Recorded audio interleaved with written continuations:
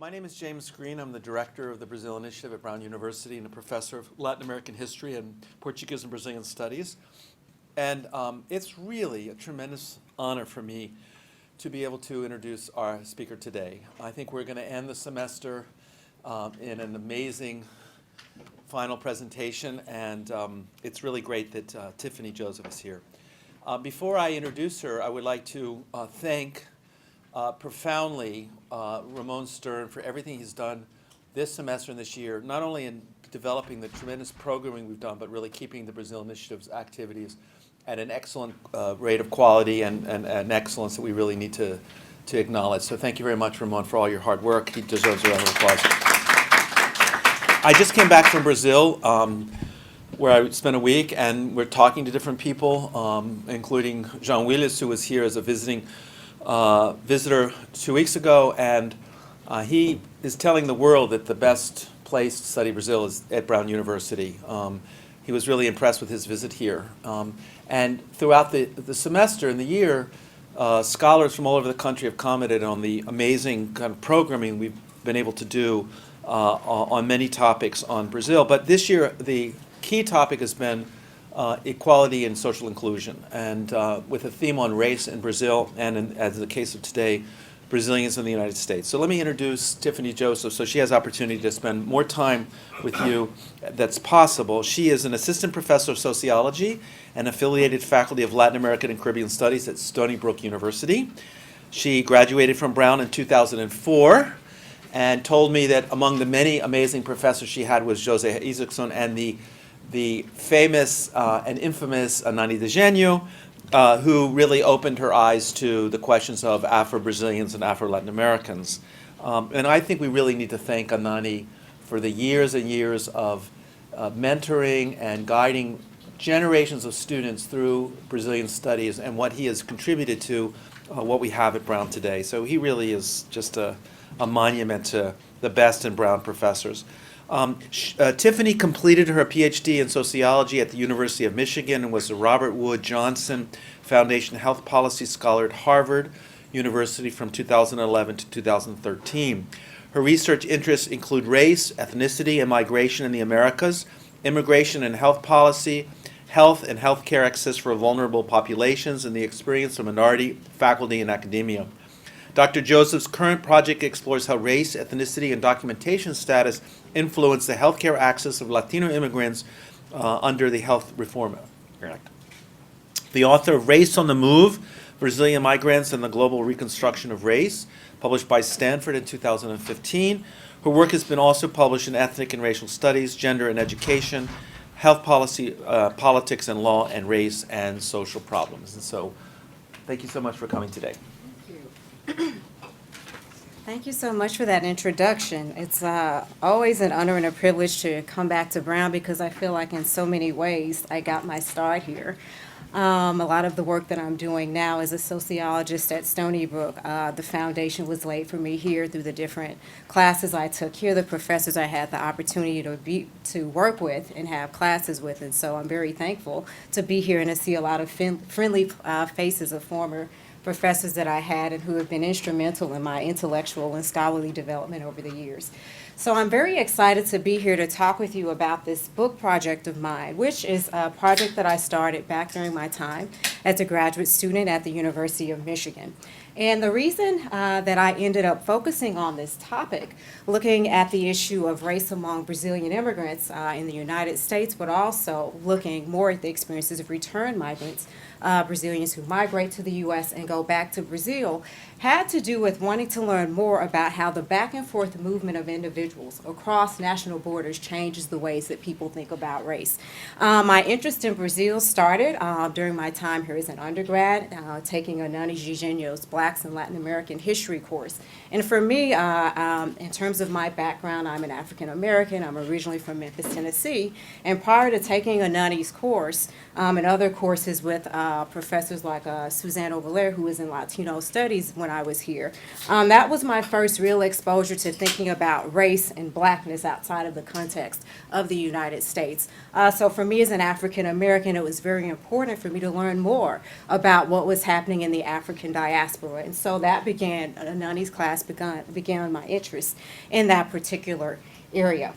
And so in this book, Race on the Move, one of the things that I look at, or my objective, was to compare race in Brazil and the United States through the lens or from the perspectives of individuals who've lived in many countries, have lived in both of these countries. Over the years, or for many decades, the U.S. and Brazil have been the basis of various comparative studies of race, with many scholars in various disciplines, sociology, anthropology, history, and other disciplines, trying to understand why is it that the social construction of race has been so divergent in its development in both of these countries. And most of those studies have often used Brazilians in Brazil or Americans in the U.S. as the basis for looking at racial social outcomes with regard to various types of racial inequality, racial classification, rates of interracial marriage in both of those countries. But one of the things that I noticed was lacking was that there is very little literature that was written about, let's say, people who go or travel between both of these countries. So Brazilians who migrate to the United States and spend time here, or Americans that go to Brazil and spend time there. And how is it that these individuals come to understand and negotiate race in these different contexts with regard to thinking about the different norms for racial classification, the different categories that exist, with regard to understanding how social outcomes, how structural factors influence groups, different racial groups' experiences and social outcomes in both of these countries. Very little research had done that. And within the immigration literature in the United States, there has been a lot of research looking at the experience of Latinos and how they're transforming U.S. society in terms of the ways that we think about race, the ways that we think about the way our political system is going to be changed by this influx or this increase in Latino population. But very little of that research has looked at Brazilians, even though there have been sizable enclaves, or there are sizable enclaves of Brazilian immigrants living in different parts of the United States. And so that was my goal in this book, to be able to bring those three different areas together, this comparative studies of race in Brazil and the United States, with this scholarship on international migration and the impact of looking at the experiences of Latinos in the United States, Brazilians being a group that are racialized as Latino. And I'm going to talk a little bit more about what Brazilians think about that category during their time here in the United States. And so the way that I explored this in the book was by conducting retrospective interviews with Brazilian returned migrants. Again, these are individuals who migrated to the U.S., lived here for some time, and then went back to Brazil. And I spoke with them about their perceptions of race, what they recalled about their perceptions of race before they migrated to the U.S., so the time that they were in Brazil. And then when they came to the U.S., I asked them to recall their experiences living here, negotiating race and racial categories here. And at the time that I interviewed them, these people had completed the migration experience. They were returned migrants, essentially. And I also asked them, what have your experiences been like since you come back to Brazil? What is readapting and living here in Brazil been like after having lived a number of years in the U.S.? And what are the biggest differences that you notice about race relations in Brazil compared to the U.S., and how have those perceptions been transformed by your movement as a migrant across these international borders? And so today, in terms of talking about the book or some of the major findings of the book or the particular argument, the main argument that I make in the book is that individuals who are migrants, in today's talk, I'll be focusing more specifically on Brazilian returned migrants, but this is a concept that I think could likely be applied to other migrants on the move across international borders. But I argue that these individuals that develop what I call a transnational racial optic. And I define this as a lens that migrants use to observe, negotiate, and interpret race by drawing simultaneously on transnationally formed racial conceptions from the host and home societies. And what I mean by that is that in terms of migrants coming to the U.S., whether it's from Brazil or from other countries, these individuals are coming with ideas about race that were formed in their country of origin. Those notions about race might be different from the ones that we have in the United States, but in many societies, particularly if we're thinking about Latino immigrants, immigrants coming from Latin America, the Caribbean, where there are people of color and who have to come to the United States and negotiate racism, experiences of discrimination. That home context is going to form the basis or the foundation for how they understand, negotiate, and interpret race relations and their place within the U.S. racial hierarchy when they get here. In addition to that, when they are trying to make sense of race in the United States, the home country remains a frame of reference for them. So when they're trying to figure out, well, I see this category on the census that says Latino and Hispanic, they might be thinking, we don't have that category in the country that I live in. So how do I situate myself and make sense of that? In Brazil, I was considered white, other Brazilians considered me white, but as soon as I got off the plane at JFK, I was treated in a way that indicated to me that I was not white by U.S. standards. And so I argue that with this transnational racial object, immigrants are constantly negotiating and understanding race by drawing on these two sets of racial conceptions from the home country, but also from the host country. And so I drew on different literatures when I was trying to come up with this concept that I found was sort of structuring, that was important for structuring and understanding the findings that I came up with from the study in terms of the analysis that I did from this project. So I was drawing on the migration literature, particularly with regard to transnationalism, which is an area in sociology or in international migration research, which argues that due to the nature of technology now, that it's much easier for migrants to remain connected to their countries of origin, so that when people come to the United States, they're not completely separating or isolating themselves from their countries of origin, but they're able to stay in contact with family members through Skype, being on social media. They have the ability to be able to follow the news, what's happening at home, and talk to family members with much more ease now than for earlier groups of migrants.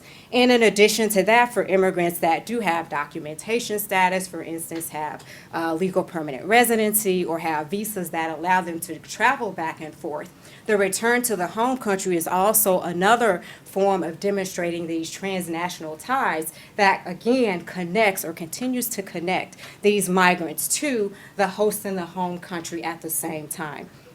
I was also drawing on the social psychological literature, which talks about the role of place identity and how the places in which people live, the actual social and geographical context in which people live, has an impact on the way that they see the world around them, the larger society, how they make sense of race, how they make sense of gender norms, how they make sense of the world, the social world around them. And this is very important in terms of thinking about the home country context as being this important place of reference for migrants, but also once they migrate, the host country also evokes certain feelings of belonging or not belonging that plays a role in shaping how these migrants see and interpret the social world. And so these were the strands of literature that I drew on that I was thinking about when I started to develop this concept of the transnational racial optic. In my research with these Brazilian returned migrants that I interviewed, and I'm going to provide a little bit more information about who these people were a little bit later. I found that there were 5 factors that influenced the strength or the magnitude of the transnational racial optic for these migrants. So here I'm just going to briefly list them, and then I'll go into a little bit more detail later in the talk as I present some of the findings from the book. So the first is where the initial racial socialization occurs in the U.S. or abroad. The second factor is the social construction of race in the home or the host country. And when I say social construction of race, I'm referring to the ways in which certain phenotypes are ascribed to particular racial categories and how those categories might be different, and how they might structure social relations within societies, depending on what country we're talking about. So I say the social construction of race because the way we think about in the U.S. is a little bit different from the way it's thought about in Brazil, and this is something that can change. The strength of transnational ties, how often people are communicating with family members back home and staying connected. Also, the race and ethnicity of migrants, whether they are racialized as white or non-white here in the United States, given what we know about the history of race in this country, and also the importance of immigration in terms of thinking about the different waves of migration that have come to the United States. Different migrants have experienced living in the U.S. differently on the basis of what racial group they are in or how they are racialized. And then finally, the returns to the home society, actually going back home, and how that causes people to reflect on, well, how did my migration experience change me, and how do I now see the society that I live in, my home country, as a result of having had this extensive experience living abroad in another country. Before I actually present these factors and the findings, I think it's important to establish a little bit of context to understand when I talk about the social construction of race in Brazil and the United States. I'm going to go through this really quickly. Given that this is the Brazil Initiative, I imagine that many people are likely familiar with the history of the social construction of race in both of these countries. But just really briefly, Brazil and the U.S. were both slaveholding societies, two of the largest slaveholding societies in the Americas, and Brazil was the last country to abolish slavery in 1888. Compared to the U.S., where there was a civil war to end slavery in 1865. When we tend to think about race in the United States, oftentimes we think about race relations and racial categories on the basis of the one-drop rule in the United States, which began during the slavery period in the United States as a way to be able to separate out the slave population, or to, I should say, stabilize it after the Atlantic slave trade was abolished in terms of being able to send more slaves to the United States. So it became very important in terms of determining who was white and who was black. And essentially what this rule said was that any drop of black blood makes someone black, regardless of if the other 99% is white due to racial mixing and the products of forced sexual unions between slave owners and their female slaves. Those children usually took the status of the mother and were considered to be black. And so in the U.S., we tended to think about race along a white-black binary in terms of separating, there being clear distinctions between two of these groups. In Brazil, the opposite happened, where we could say there was an inversion of the one-drop rule, which meant that in Brazil, if you had multiracial ancestry, that allowed you an exit from the black category. And so, additionally, Brazil has had a very long history of historically acknowledged race mixing, which resulted in a population of individuals who have a very wide range of phenotypes, from white to black and everything in between. And this is a part of the history of the legacy that a lot of Brazilians still continue to draw on, that we are racially mixed.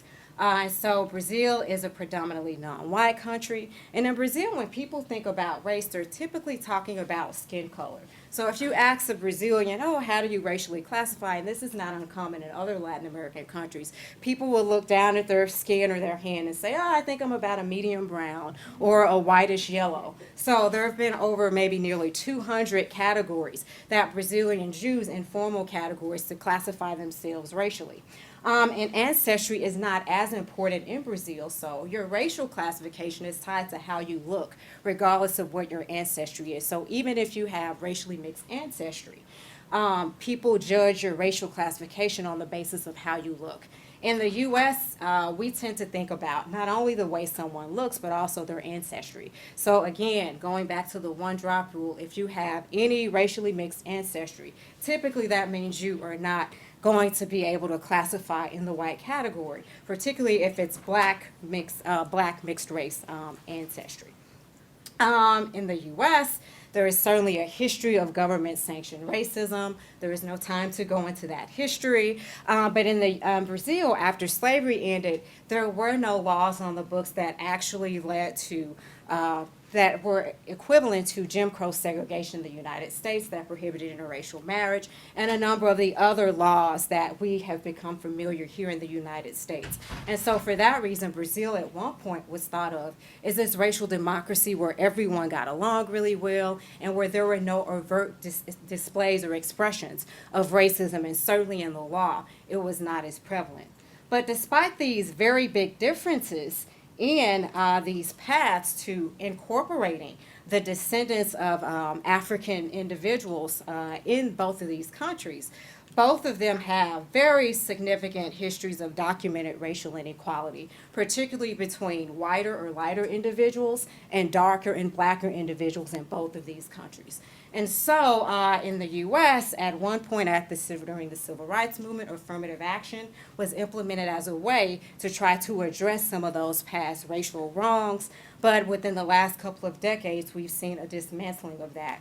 Whereas in the past couple of decades in Brazil, there's been more of a societal recognition of the importance of racism in structuring Afro and Pardo Brazilians' lives, and affirmative action was implemented in order to be able to try to address some of that inequality and to increase the number of Afro-Brazilian and Pardo-Brazilians and indigenous Brazilians, I should say, in federal universities. So now that I've established that context in terms of thinking about race in both of these countries, I need to provide a little bit of context on Brazilian migration, because this is a population we know very little about here in the United States, even though there are sizable enclaves here. So it's one of the newer groups to migrate to the United States. So the migration of Brazilians began informally in the 1960s. It really picked up in the 1980s when there was an economic recession and also political instability in Brazil, somewhat similar to what's going on right now. I can talk a little bit about that in the Q&A. And how that might impact the current Brazilian immigration stream. It decreased starting in 2008 in response to the global recession. And so based on some research I've done in the last year with Brazilian immigrants in the U.S., in response to the current crisis, there is starting to be an uptick in the number of Brazilians coming to the U.S., or at least those who are able to get visas to come here. So there's been a lot of difficulty trying to understand how many Brazilians there are in the United States. According to the 2010 census, it was estimated that there were almost 340,000 estimated, but from a 2008 study conducted by the Brazilian Ministry of Foreign Affairs, they estimated that as many as 1.5 million Brazilians were living outside of outside of Brazil in either the United States and Canada, with the majority of them being in the United States. So why these inconsistencies? Well, one of the biggest reasons is that Brazilian immigrants tend to be undocumented. And so if you are undocumented, you likely are not going to be filling out the census. So that's a really big reason. Another big reason is the U.S. racial categories that do appear on the census, particularly the Hispanic/Latino categories. As Brazilians are not Spanish speaking, they're not Hispanic, they tend to detest that category. And with the Latino category, although it's used interchangeably, Brazilians will or they do prefer that category over Hispanic. So depending on the wording that is used to ask that question on the census, that determines how the Brazilians who do fill it out classify.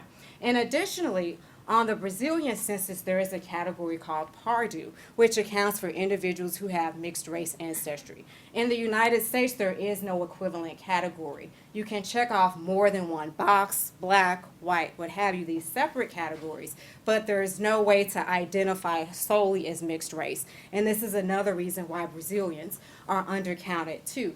And so they've been thought of as an invisible minority, particularly when we think about the larger Latino or Latin American migrant population in the United States. We know very little about them, and this is one of the reasons why there is very little research conducted on them.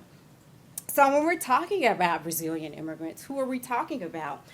Historically, they've tended to be mostly white, and when I say white, I mean by Brazilian standards. In Brazil, they're perceived as white. In the United States, some of them may, but the majority are not considered white here. They typically come from working or middle-class backgrounds and are typically more well-educated than other Brazilians. And also, compared to other Latino immigrants in the United States, they usually have at least high school, and some of them, many of them, have college degrees. They tend to be male and, again, undocumented. And some of this has started to change in the 21st century, given that some Brazilians are now starting to come from other parts of the country compared to the place where I conducted this research. So the majority of Brazilian immigrants tend to come from this city called Governador Valadares, which I will refer to as GV for the rest of the talk because it is a mouthful to say and an earful to hear. And so the majority of them migrate to New England, and it's been estimated that as many as 50% actually return to this city after living in the United States. So there's been constant back and forth movement, migration, and return migration between this city and the United States, or the northeastern United States, for the last 50 years. So here is a little bit more information about GV. This has historically been the largest immigrant sending city to the U.S. It's estimated that about 15% of the city's population is in the U.S., and these people see themselves primarily as economic migrants. Their goal is to do what's called Fazer a América, which is typically referred to as migrating to the U.S., working for a number of years to save up as much money as possible, and then go back home to buy a car, buy a house, or start a business. So for these individuals, their goal is to make America, but not in the U.S., but in Brazil when they go back home after the return migration. So here's a map of Brazil. This is the state of Minas Gerais, and here is Governador Valadares located right here on the map to give you a sense of where it is. So here I have a couple of pictures. These first two on the left are of condominium, apartment buildings, and also houses that were built with remittances that have been sent back from the United States. So this is a city that's very much economically dependent on the remittances and the flows of resources and people between both of these countries. And to give you a sense of how the people in Minas Gerais look, I've included a couple of pictures here. And you'll notice that in Minas Gerais, most of the population there tends to self-classify as Pardo, or in the middle of the black-white, we could say, continuum within Brazil in terms of this population, in terms of phenotype, looking more racially mixed. And so these are the people who are typically coming to the United States. Here is just a little bit more about the data and methods, and I can answer more about this during the Q&A. The majority of the people that I interviewed, it was about half and half men and women. Their average length of stay was about 8 years, and most of them lived on the East Coast. The majority spoke very little English. The majority also immigrated with tourist or work visas, but only about 25% were able to become green card holders or citizens, indicating that this is how a number of people became undocumented by overstaying their visas. So now that I've provided this context, I would like to actually talk about some of the findings from the project and how this illustrates the transnational racial optic at work.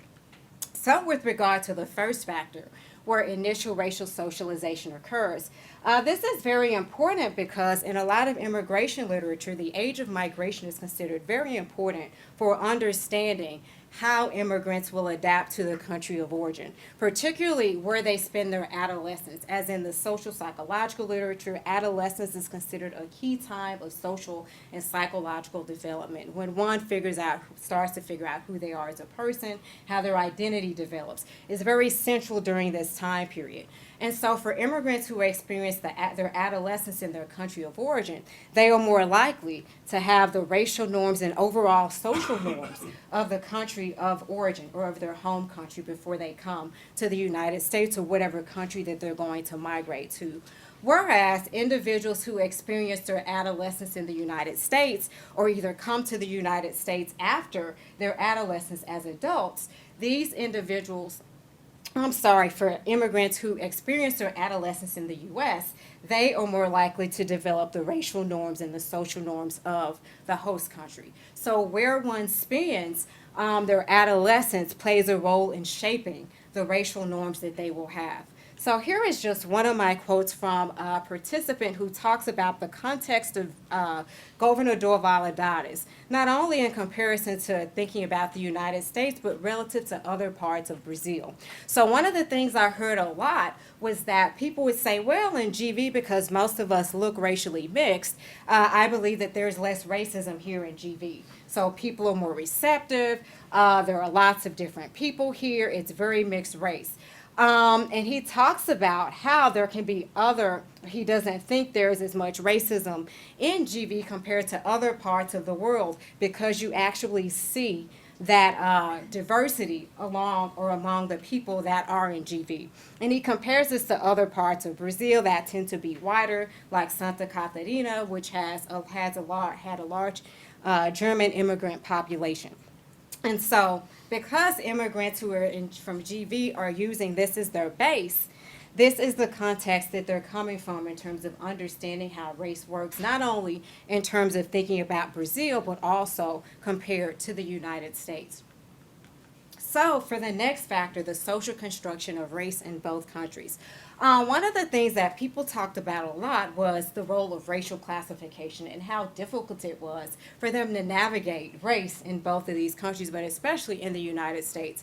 And I put the categories white, Pardu, and Hispanic here because these were the ones that people found to be the most different in each context. So even though there is a white category on the Brazilian census and the U.S. census, return migrants that I interviewed talked a lot about how, well, yes, there's the white category here in Brazil, but it means something totally different from the white category in the United States. In Brazil, you can be white and have racially mixed ancestry, and your skin tone does not have to be as light as it has to be in the United States to be a part of the white racial group. And so people talked a lot about coming to the United States, even though some of the people I interviewed were about my skin color. They self-classified as white, were seen as white in Brazil, and when they came to the U.S., they had this eye-opening experience that they were not in the white category. And the other category, I've talked about this one already, the Pardu category, in terms of thinking about how a number of most Brazilians tend to classify as Pardu due to their mixed race heritage. There is no equivalent here in the United States, so people would say, yeah, sometimes I was Pardu in Brazil, but I had a difficult time figuring out how to classify myself in the U.S. And then, of course, the Hispanic category, which, as I've already said, typically refers to individuals who are Spanish speaking, and Brazilians are not, because Brazil was a Portuguese colony. The role of language became important for making this distinction. And also a number of the negative stereotypes and the stigma of the Hispanic category in the U.S. also played a role in shaping these perceptions. So Renata, who is a return migrant that I interviewed, here she talks about how when she first came to the U.S., she classified as white. But over time, as she lived here, she ended up changing her classification to be in the non-white category. And she was the only person that I interviewed who, at the time that I interviewed them, self-classified as Latina using a U.S. category and the way that she classified herself now that she was back in Brazil. And so here she talks about these different notions of whiteness, how in the U.S., in order to be white, you have to have blue eyes and have blonde hair. So this very narrow conception of what it means to be in the white category, much narrower than in Brazil, which can be much more expansive. The other thing that I just want to highlight quickly with regard to this factor is the way that people racially classified themselves, or they recalled classifying themselves when they lived in the U.S. using Brazilian categories before they migrated and using U.S. categories when they were in the U.S. So you can see that before migrating, about half of the sample thought of themselves as white and about a quarter in the brown or Pardu category. But if you look at when people lived in the United States, the white category decreases to less than 30%, while there's a huge increase or a number of people who classify as Hispanic / Latino. And much of this had to do with the fact that people came to the U.S. and again received signals and messages from other people about what racial category they belonged in, which typically was not the white one. But people learned that, well, here in the U.S. I'm seen as Latino or Hispanic. That's not my preference, but I'm aware that this is how people racialize me. And so people began to self-classify using those categories. So with regard to the third factor, the race ethnicity of the migrant, this was very important because, as I said before, given the history of race relations in the United States, people of color or individuals who are racialized as non-white tend to have more experiences of discrimination as visible minorities. And for the individuals that I interviewed in this project, they felt for the most part that they were racialized. as non-white in the United States, but the fact of being an immigrant was also important. So it wasn't only about what people looked like, but the role of English proficiency, if they didn't speak English, or if they spoke English with an accent, that was important. That was a marker. For instance, for Brazilians who could pass for white here in the States, as soon as they opened their mouths, they were, told, or it gave them away that they were not white like the white Americans are. And then documentation status, in terms of being undocumented, was also something that had an impact on shaping people's experiences and led to experiences of discrimination, particularly if we think about the intersection between race, ethnicity, and then documentation status for these individuals. And so here Eduardo talks about who self-classified as white throughout the migration process. And when I interviewed him, I thought he could pass, based on his appearance, I thought he could pass for white here in the United States. He talked about how for Brazilians, their experiences here were different based on where they fell within the color continuum. He felt that his experiences as a lighter Brazilian were easier than for darker Brazilians. And he talks about here, it was clear in Americans' treatment that this was much better for those with lighter skin. And not only for Americans, but for other, let's say, European immigrants, like there's a big Portuguese immigrant population too. The ways that they discriminate against Brazilians is also based on phenotype and skin tone. So it's not only about the fact that you're Brazilian, but also what your skin color is and how you're racialized, even within that group, in addition to being an immigrant. And he talks about how it wasn't overt either, it was much more subtle. And that people had a way of being able to detect it. You could feel it, even though it wasn't very obvious sometimes. For the fourth factor, the strength of transnational ties, what I found was that a number of the people, or nearly all of the returned migrants that I interviewed, were living very transnational lives. They talked with family members nearly every week. Some of them were able to make return visits.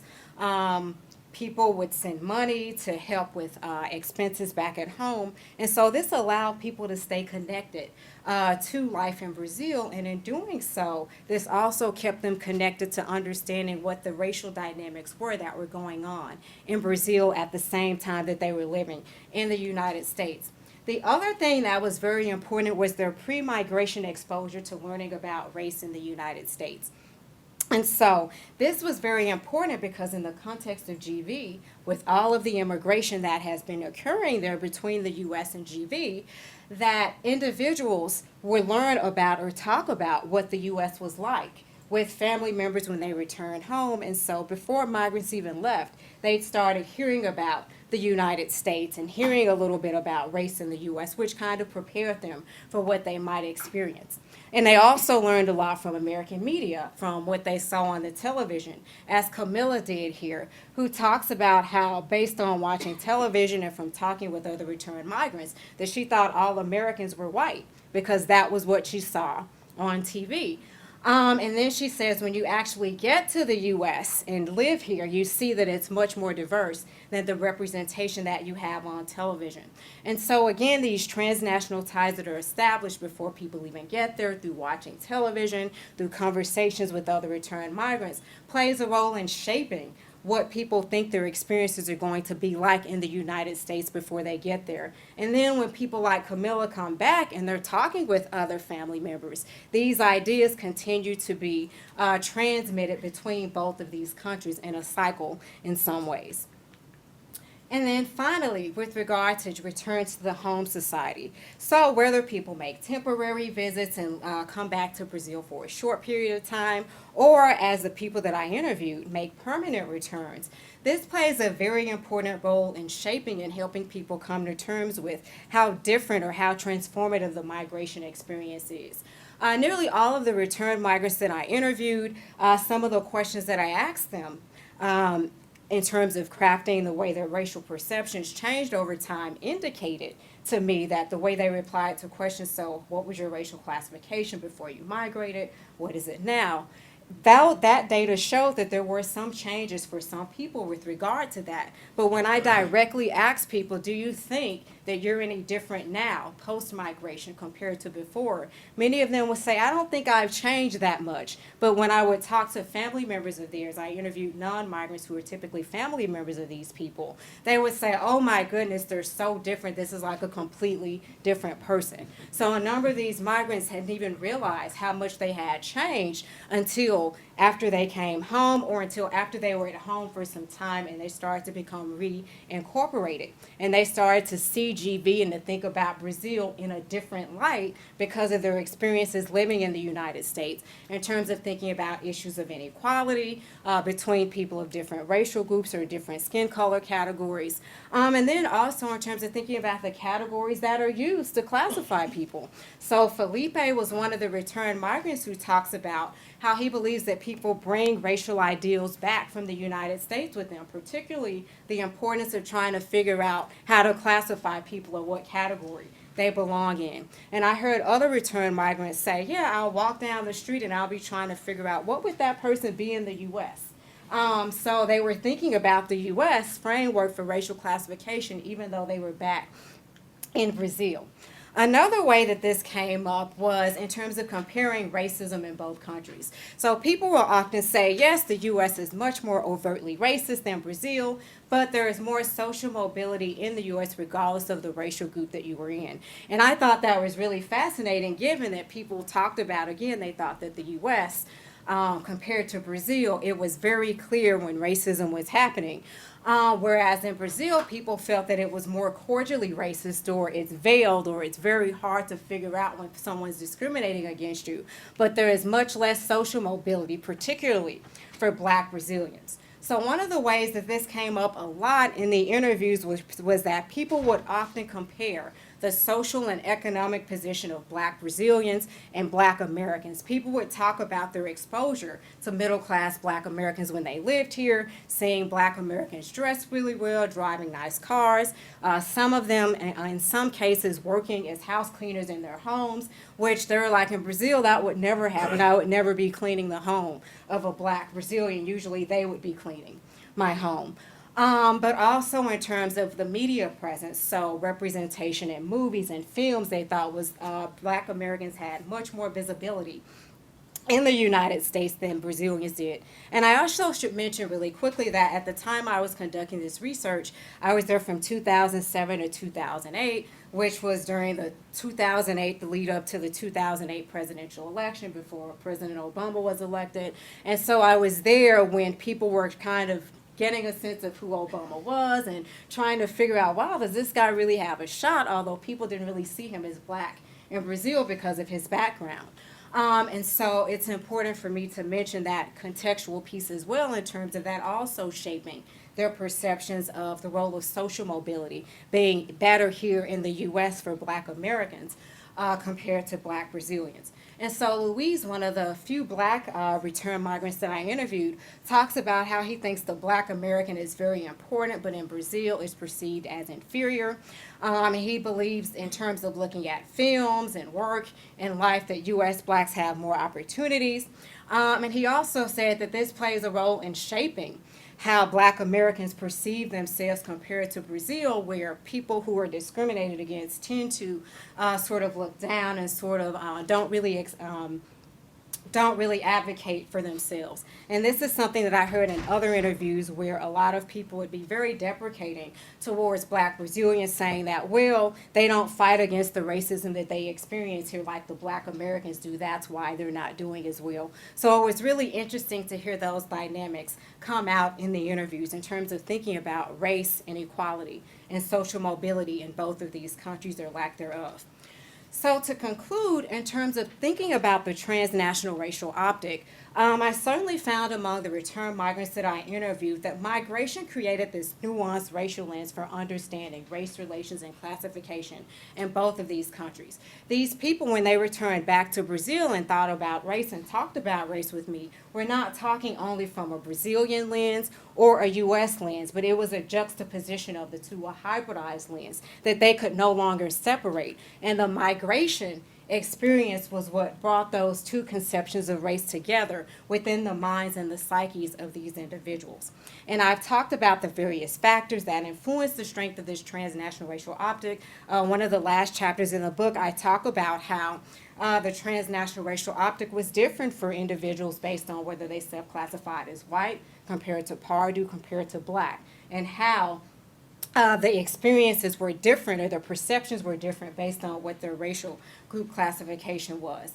And for Brazilian returned migrants, all of these perceptions were very different when they came back to Brazil after having lived in the U.S., understanding how U.S. racial categories work, becoming readapted and reincorporated into the norms for Brazilian racial categories, and understanding how they worked after returning, and then also thinking about the role of stratification and inequality within both of these countries too.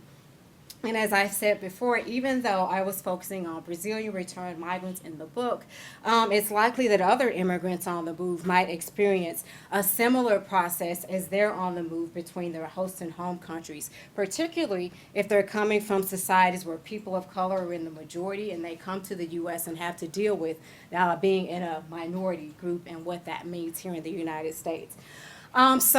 So the last part that I just want to briefly mention is to talk about how some things have shifted since I conducted the research in Brazil, but also since I finished writing the manuscript before it went into press. So the last few years, there's been a lot happening in the United States and also in Brazil. And the first thing I do want to talk about is the current Brazilian political and economic crisis. At the time that I was finishing the research and that I was finishing up the book, more Brazilians were returning back to Brazil in response to the 2008 recession. And so many of those people had lost their jobs in the U.S., working as house cleaners, as painters, as landscapers, and so they went back home to Brazil. And this is also when Brazil's economic future was looking much brighter. Shortly after in the course of the book coming out, of course, we know that Brazil had won the World Cup and the Olympics, and so it was perceived that Brazil was on its way to becoming a major global economic power. In light of the current political economic crisis that the country's seeing, there are Brazilians that are starting to come back to the United States, and they tend to be people from other parts of Brazil. In terms of thinking about U.S. race relations in the sociological literature, it had been argued that the U.S. would experience a Latin Americanization of race, given the sizable Latino population and the growth of the multiracial population. And so I'd argued in the book that we might see a Brazilianization of U.S. race relations given these demographic shifts. But in the last few years, particularly the role of documentation status has been very important for shaping immigrants' experiences, including Brazilian immigrants' experiences. So even though they might want to identify as separately from other Latinos, this is something that politically makes them more vulnerable in terms of being important for thinking about moving forward. And then lastly, we're thinking about the role of race and immigration under the Trump presidency. This is something, too, that will also likely continue to affect the experiences of immigrants in general, but also Brazilian immigrants, given, again, how the role of documentation status is becoming more important. And depending on what happens with immigration policy, this might also affect the migration stream to the United States, or who is able to actually come here. So with that, I will stop and thank you for your attendance. Your attention. Thank You should feel free to just field questions from the audience. Sure. And either one or several at a time, depending on how you'd like to do that. We can go as long as 1:30 or Okay. as the discussion dies out. Some people have to leave. Oh, yes.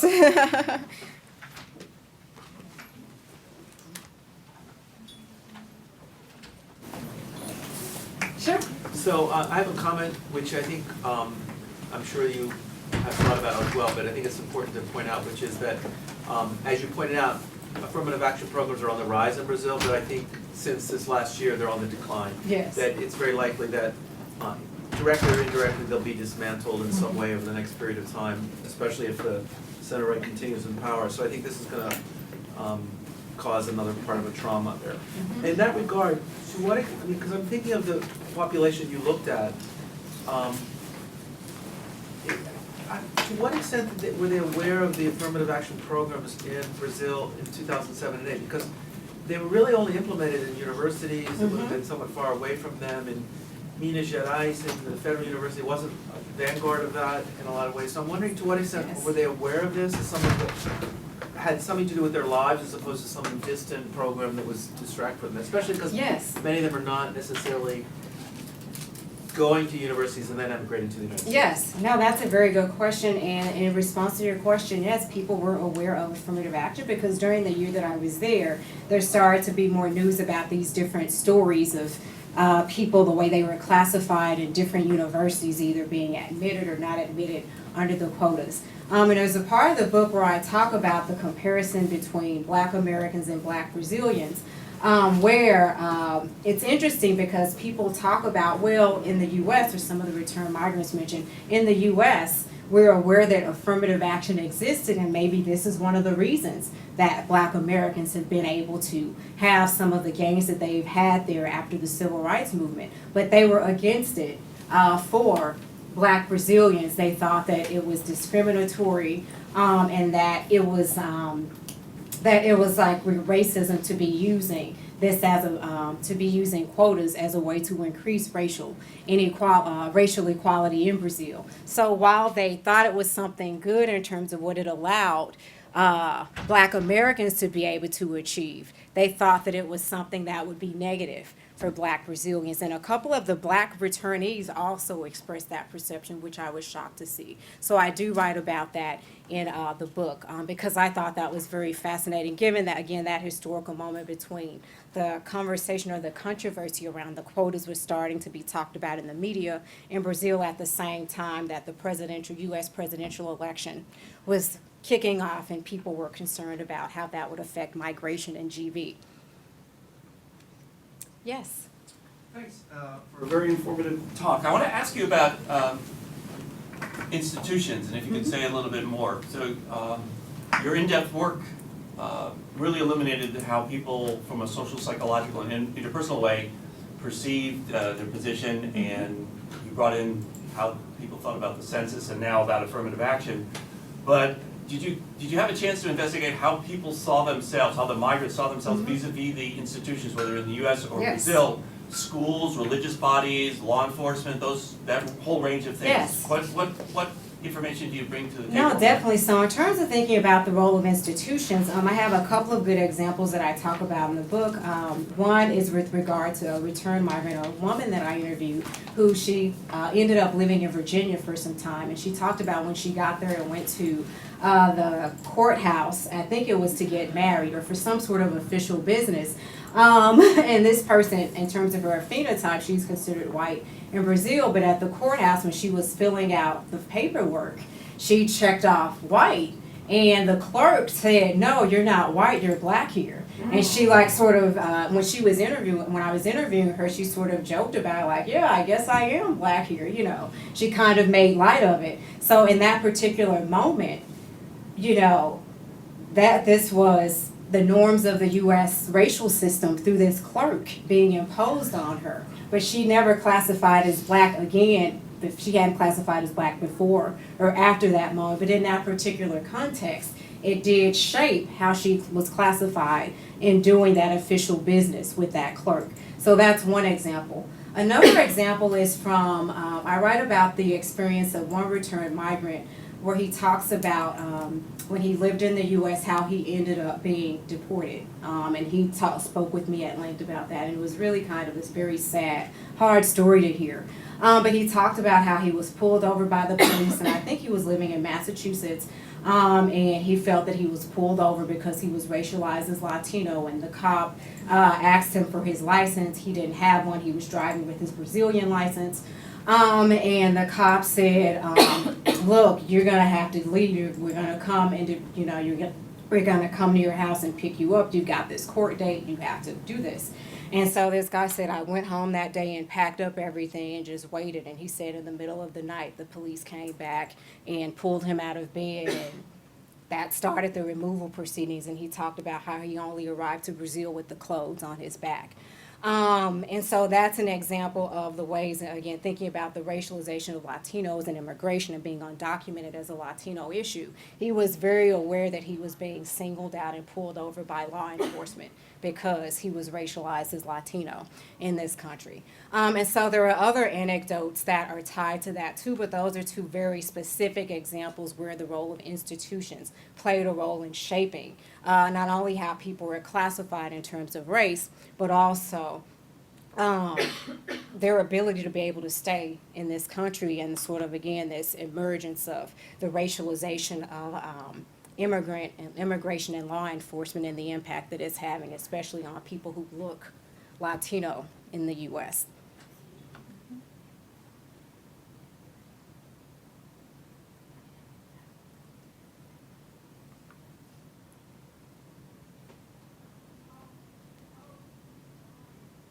Sure. A question. Thank you for your presentation. I'm Brazilian from Curitiba and identify as white, especially since I came to the U.S. It's like, okay, as someone. I have a friend who is an undocumented worker here in Rhode Island, and she's Brazilian, and she's white from my state as well. And recently she asked me, she speaks English pretty fluently with a very strong accent. And she was talking to me and she was asking, oh, do you know where I could get like more English classes? I really want to get rid of my accent. And as her friend, I was like, well, I would love to spend more time with you, so let's have some conversation, like hours every week. But I'm thinking a lot about these important themes of accents and how race plays into that and profiling. And I don't know if you have some experiences to share with us. My question is, how do I like support my friend and do what she wants for herself? Meaning we have these little hours and we talk and I'm like, hey, like it's not said, it's said, like kind of trying to correct her, but at the same time talking to her about it's screwed up that people profile you for your accent. Now, there's very much a perception among some of the return migrants I interviewed, but also, too, I've been doing work on Brazilian immigrants in the U.S. My current project for the last, I guess, few years now has been looking at healthcare access for immigrants in Boston under the Massachusetts and then the Affordable Care Act reforms. And I was interviewing Brazilian immigrants, Dominicans, and Salvadoran immigrants. To learn about how their different experiences, how they're racialized. Even they're all Latino, but they're from different parts of Latin America. Language issue is different, given that Brazilians speak Portuguese. And so those are definitely a lot of the themes that came up, not only among the return migrants, but in this new study that I'm doing, where particularly for people who are able to pass for white in the U.S., a lot of times they'll say, yep, I'm fine until I open my mouth and I speak, and that gives me away. And that language, or speaking with an accent or lack of English proficiency, becomes what others, or marks people as others here in the U.S., and what draws attention to the fact that people are immigrants, and people feeling that they do experience discrimination on the basis of those things that is somewhat separate from racial discrimination. So I do have a chapter in the book where I talk about returnees' experiences of discrimination.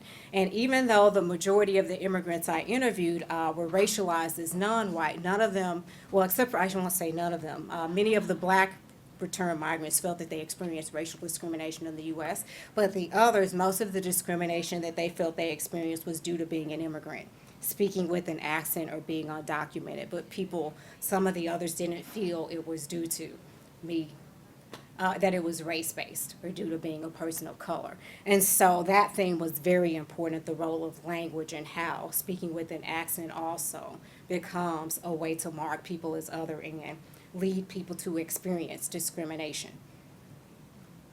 So, yeah. Did your identity change with some of the people you were? That's a good question. I do write about that in the book. In the concluding chapter, I talk about how my experience, even though I went to GV under very different circumstances than the people that I interviewed, that I in some ways was experiencing sort of the inverse or the opposite of what they were doing. I had made the choice to leave the United States and put myself in a context that was very different in terms of language, culture, and I was racialized very differently in Brazil. I'm not considered black there because of my skin tone, but I wasn't considered white either.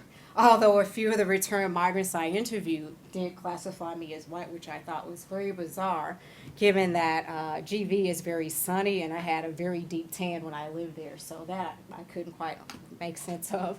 But I talked about how when I came back to the United States and from that first year and then like even since then as I continue to do research on race and think about my own experiences, that I would, when I came back, I would see people walking down the street and wonder would they be Pardo or white in Brazil, or particularly thinking about Black Americans in terms of being from the South and the whole range of diversity within the African American population in the South and even within my own family, trying to figure out or think about what categories people would be in. So for me, it was certainly something that I started to think about more, how, you know, being influenced by that context and also thinking about the what I found to be the importance of skin color in Brazil. So even though people I felt didn't talk explicitly about race in terms of the blacks or the whites, people talked a lot about phenotype in terms of skin color, hair texture, nose shape, eye shape. And so for me, it made me start to think about the role of colorism in the U.S. and the African American community. And for me, it resurrected some of the issues within my own family around those issues. And that was kind of hard for me to deal with because those things had become more salient to me as a result of being in that context in Brazil where that was heightened. And it wasn't about racial group per se, but about what you look like. And so for me, that definitely had an impact on me while I was living there. And then when I came back, and I still continue to think about that experience. And now in terms of thinking about where we are in race relations in the U.S. and thinking about Brazil and some of the, what I see or what I feel are some of the similarities or what I would have said prior to this year, similarities in terms of there being more subtle forms of racism and expressions of discrimination, focus on issues of phenotype and light skin, dark skin, hair texture that I sort of saw as seeming to become more salient in the United States. But like I said, with this most recent election cycle, I feel that the racial group distinctions, particularly between whites and non-whites, are becoming even more salient. So, yeah. Yeah, so thanks so much for your presentation. It was really great. I identify like as a Mexican immigrant, and I'm having the privilege of coming back and forth Yes. for the past 5 years. And I guess it was really interesting for me to hear when you were talking about how the perceptions of the families of the immigrants changed of that person. Like the family saying like, yeah, that person changed a lot, and the immigrant not feeling that they changed a lot. So I was wondering if you could talk about that a little bit more. Oh, so the non-migrants? Yeah, so I didn't get to talk as much about the findings from the non-migrants that I interviewed in the talk today. I focused on the return migrants. But what I found was that a number of the non-migrants, again, they felt that their family members had changed a lot. And one of the biggest ways was that they felt that people were always talking about the United States when they came home, to the point that they just got sick of hearing about it. And they would say, oh, well, the U.S. has this and the U.S. has that, and I can go to the bank and I don't have to wait in line all day. I can pay my bills online. Just things in terms of the way that we've gotten used to our society functioning. Whereas in Brazil, at least at the time when I was living in GV, it took me like all day to get traveler's checks changed into Brazilian money so that I could get an apartment. Like, and pay. I had to pay a lot of money up front. But just in terms of the way the society functions, the lack, or compared to the U.S., things being or operating at a much slower pace. And that was very difficult for the return migrants to get used to. Many of them were very happy to come back home to see family, but they had to also readapt to the way that life was. And so they were constantly making these comparisons, and the non-migrants just sort of felt like, if the U.S. is so great, why didn't you stay? Or why did you come back? Because it would often create some friction. And so I remember some non-migrants sort of talking about, well, in some ways we think that they do bring some good things back. So we think that people stand up for their rights more compared to before they left. That if people feel discriminated against, they'll file a lawsuit. They think that's what people brought back, lawsuits or suing people. They thought that was a very American thing in terms of advocating for themselves. People felt that the family structure was certainly affected, so there were some cases in which children were left behind by other family members to be the caretakers while the parents were living abroad, and how that created tension when the parents would return home. So there is an impact on family dynamics with that regard, gender norms as well, between particularly some of the people that I interviewed, they were married when they left. And over the course of the migration, they ended up divorcing their partners because of the different gender norms. So I interviewed a man who he and his wife divorced because she wanted to stay in the U.S. because she had more independence as a woman. And he wanted to come back, and they ended up separating, and they had a child, and he hasn't seen that child since then. So there are all sorts of norms and dynamics going on that were tied to the process of migration, and the tensions that it created within families. In terms of issues of race, this is a really interesting thing. A lot of the return migrants, when they would come back to Brazil, because they'd been living in the U.S. and didn't have as much exposure to the sun, their skin color lightened, or they lost their tans. And I actually write about this in the book, that a lot of non-migrants would come in, oh my gosh, you came back white. And this was like a compliment. Like, it was like people saw this as a good thing. And this reminds me of one woman that I interviewed, a return migrant, who was telling me, she's like, yeah, when I came back, I'd lost my tan and I was much lighter. And my sister was like, yeah, you were black before you left and now you're white. I like you white so much better. So these dynamics, again, around skin color and race, and they were tying it to the climate change, like in terms of the lack of sun in the U.S. and how people would lose their tan. So this would be like in the winter, me losing my tan and moving from the black category to the white category, which seems very absurd in terms of the way we think about race here in the United States. But in Brazil, because the focus is typically on skin color, people acknowledge that there is a fluidity to it, that in terms of whether you have a tan or not, this also influences how you are perceived. And so a number of the non-migrants also talked about how their family members came back lighter. So in terms of thinking about, again, this role of race and skin color and how that plays out too, and thinking about these different norms for racial classification in both countries. Thank you so much. This is so fascinating. One question, I'm gonna try to, I hope it's gonna be clear, but I'm really interested in like the politicization of how people change their like political views based on the social racial categories. And there's this common it's so widespread in Brazil, this idea that you spoke about of like a light-skinned black person not being black there. Yes. But if you talk to members in the black movement, there's many light-skinned Brazilians who identify as negro, as black. And I was just wondering if you came across any sort of outliers in the people you spoke to who did have like a more, I don't know if it's correct to call it like a politicized view, but who kind of went against some of the larger trends in your research? Let me see. Let me just think for a moment. Oh, yes, actually, that I'm thinking about this one woman that I interviewed, and she, this one return migrant that I interviewed, and she was mixed race, and in terms of skin color, she was probably a little bit lighter than me, and she had maybe, I guess, curly hair, slightly curly hair that went down to here, and I believe it was like dyed a lighter brown color. But it was interesting because she was someone who, she was a product of an interracial marriage. Her father was black and her mother was white, and she had classified herself as mixed race before she migrated. And when she came back, she started classifying in the black category.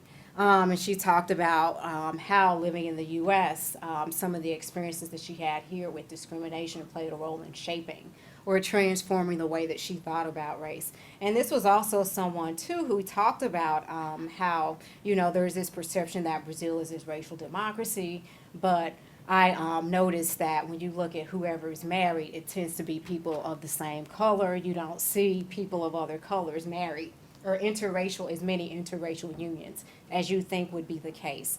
And so she was one example of someone that I think that I would say would probably become more politicized as a result in terms of thinking about how she racially classified herself. I guess another person too would be Renata, whose quote that I put up here, because I mentioned that she was someone who classified as white before migrating and initially when she went to the U.S. But at the time that after she lived in the U.S. for some time, she moved to the Latina category. And she continued to classify as Latina in Brazil in terms of becoming more politicized with regard to, yes, we're more similar to each other, or Latinos are, and she felt that she had more commonality with Latinos or developed that as a result of living in the United States. So there were a couple of people, but for the most part, I would say politicization with regard to race, in that regard, not so much. And in terms of thinking about the racial classifications, let me see if I have that chart here, post-migration. What I found was that most people ended up classifying in the same categories post, let me see. Yeah. So this here is post-migration. And let me see if I have it. Can I ask a question about that? Because the blacks, Yeah. there are more people who identify as black, it seems, after they come back. Yeah, there are a few more. Let me 28 versus 48. find that slide. I think you found it, you had it. Yeah, it was the post one. But in the book I have the pre and the post side by side, so you can see that there weren't that many changes in classification. Isn't that it? This is pre compared to the U.S., and I have one with the U.S. compared to So post-migration, this is the U.S. Census as opposed to? based on U.S. Census categories. But So so people in Brazil, pre-migration, using Brazilian the percentage census of black categories, this is is how they 12%. classified. Yes. and those same people, when they come back in the United States, they become whiter because there's only 8.2%. So in other words, it's people who were considered some black. Or they moved into the Latino Okay. category. So I'll pull up the one with post-migration. So after people got back compared to the U.S., it's on one of these supplemental slides that I have. Here it is. So the U.S. categories, how people classify using U.S. categories compared to post-migration. So there is a slight increase here in the black category because pre-migration, I believe it was maybe 11% or something like that. And then post-migration, 1 or 2 people moved to the black category who had not classified as black before migrating.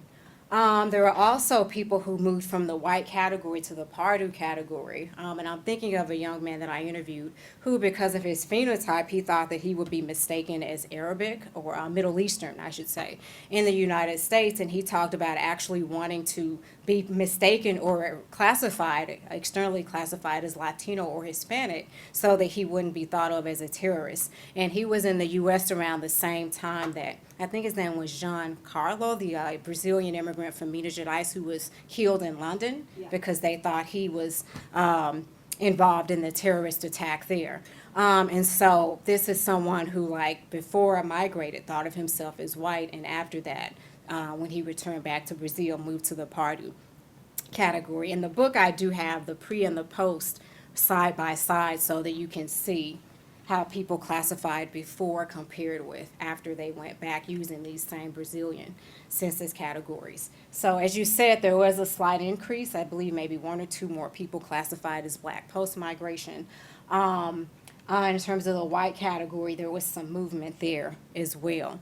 But what I found was that even though the majority of people classified as white pre-migration and post-migration, their understanding of what it meant to be white changed after they got back to Brazil. So people would say, yeah, I still see myself as white, but not as white as I was before I went to the U.S. So they started to think about whiteness in terms of gradations compared to the more exclusive white category in the U.S. relative to the less exclusive category in Brazil. So even though their actual classification in these categories didn't shift for some people, the way they understood what white and black categories meant in each country was transformed and changed by the migration experience. Thank you so much. All right. Thank you all.